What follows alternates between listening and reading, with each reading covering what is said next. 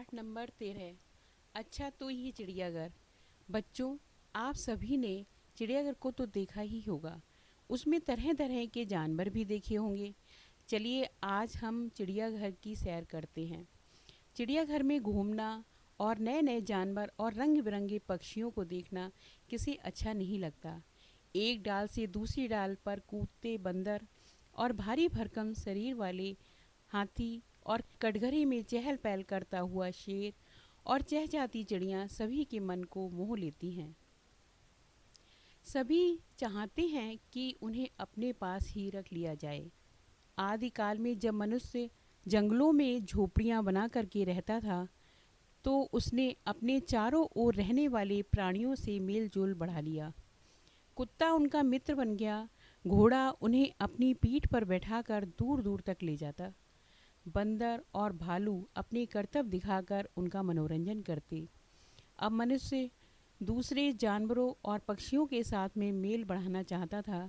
इसके लिए उसने एक तरीका खोज निकाला। जंगली पशुओं के लिए बाड़े बनाए और पक्षियों के लिए पिंजरे। उनके रहने के इस स्थान का नाम रखा चिड़ियाघर।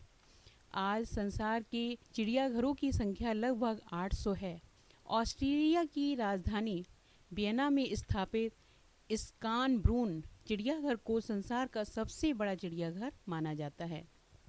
यह 1752 में बनाया गया था और रोमन सम्राट फ्रांसिस प्रथम और उनकी महारानी को पशु पक्षियों से बहुत प्रेम था। सम्राट ने ये चिड़ियाघर इस उद्देश्य से बनाया था कि वह नाश्ता करते समय अपने आसपास टहलते हुए हाथी, खच्चर, ऊंट और अन्य जानवरों को देख सकें। वहाँ पर उन्होंने पक्षियों को देखने के लिए एक पक्षीशाला भी बनाई। उनके बेटे ने 1789 में इस जनसाधारण के लिए खोल दिया। यह चिड़ियाघर आज भी विद्यमान है और विदेशों से अन्य प्रसिद्ध चिड़ियाघर हैं। लंदन का चिड़ियाघर, बर्लिन का चिड़ियाघर, टोक्यो का चिड़ियाघर।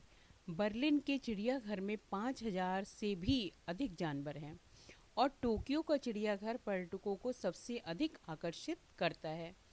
इस चिड़ियाघर की दो विशेषताएं हैं, एक तो इसका कीट गृह और दूसरा इसका सिंह उद्यान।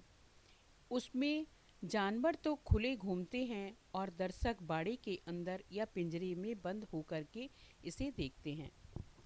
भारत में लगभग 1853 में डॉक्टर एडवर्ड बेलफोर्स ने चेन्नई में कुछ जानवरों को पालना शुरू किया। कुछ दिन पश्चात उन्होंने वे जानवर नगर पालिका को दे दिए। इस तरह से चेन्नई के चिड़ियाघर की नींव पड़ी। उसके बाद तो देश में चिड़ियाघरों की बाढ़ सी आ गई और देश के लगभग सभी बड़े शहरों में चिड़ियाघर की स्थापना हो गई। देश का सबसे सुंदर चिड़ियाघर हैदराबाद का नेहरू चिड़ियाघर है। दिल्ली का चिड़ियाघर भी आधुनिक तरीके से बनाया गया है। इसमें जलचर, नभचर, थलचर सभी प्रकार के जानवर सुरक्षित हैं। जलचर आप समझते होंगे बच्चों, जल में रहने वाले, नभचर आकाश में रहने वाले और थलचर पृथ्वी पर रहने वाले। यह 180 एकड़ में फैला हुआ है। यहाँ पर मछलियों और सांपों को देखने के लिए विशेष व्यवस्था भी की गई है। यहाँ जानवरों को बड़े बड़े बाड़ों में रखा जाता है और बाड़ों को ठंडा करने के लिए उसमें तालाब, पेड़ पौधे और यहाँ तक कि कूलर भी लगाए जाते हैं। इससे वातावरण बिल्कुल प्राकृतिक लगता है और बीच बीच में नहरें भी बनाई जाती हैं, जिससे दर्शक नहरों के दूसरे किनारे पर खड़े होकर के जानवरों को घूमते फिरते, खाना खाते और खेलते देख सकते। दिल्ली का चिड़ियाघर राजधानी का एक दर्शनीय स्थान है। निश्चित रूप से जानवरों की शोभा जंगल में ही है, इसलिए कई बार ये प्रश्न उठता है कि इन्हें चिड़ियाघर में क्यों बंद किया जाए। परंतु मनुष्य की हिंसक प्रवृत्ति के कारण आज जंगली जानवरों की कुछ नस्लें लगभग समाप्त हो चुकी हैं। सफ़ेद हाथी और मणिपुरी हिरण अब जंगलों में दिखाई नहीं देते हैं। वे केवल चिड़ियाघरों में ही सुरक्षित हैं।